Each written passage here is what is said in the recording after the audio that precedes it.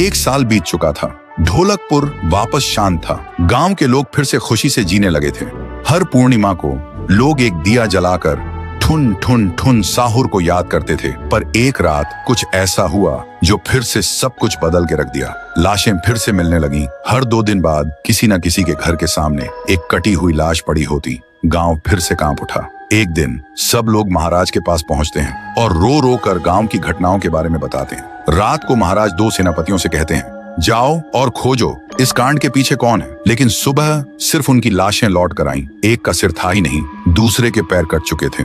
महाराज समझ गए कुछ तो लौट आया है, कुछ जो सिर्फ मौत का खेल खेल रहा है। और फिर कहते हैं, अब इस जंग का सामना मुझे ही करना होगा। उसी रात महाराज चुपके से गांव में आते हैं और एक पेड़ के पीछे खुद को छुपा लेते हैं। और ठीक रात के 2:30 बजे अचानक कहीं से धुआं छा जाता है और उस धुएं के अंदर से एक आवाज आती है,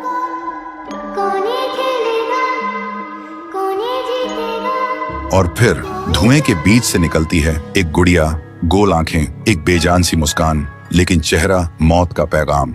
वो गुड़िया एक घर के गेट तक जाती है और बच्चों जैसा एक गाना गाने लगती है। उसके गाने की आवाज सुनकर एक आदमी बाहर आता है और अगले ही पल वो गुड़िया उसका सिर चबा जाती है। वो आदमी तड़प तड़प के वहीं जमीन पर गिर जाता है। महाराज सब कुछ देखते हैं। उनकी आंखें भर जाती हैं। उन्हें समझ आ जाता है इसके सामने जाना मतलब खुद का अंत लिखना है। अगली सुबह गांव के लोग इकट्ठा होते हैं। महाराज कहते हैं, ये पिछले भूत से भी ज्यादा डरावनी है।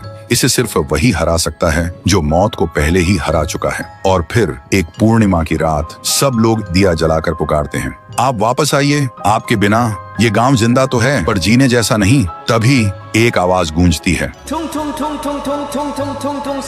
और उसी देह की आग से एक जलता हुआ पेड़ बनने लगता है और उसी पेड़ में से ठुन ठुन ठुन साहुर निकलता है। तभी फिर से वही धुआं छा जाता है और उसके साथ ही एक आवाज।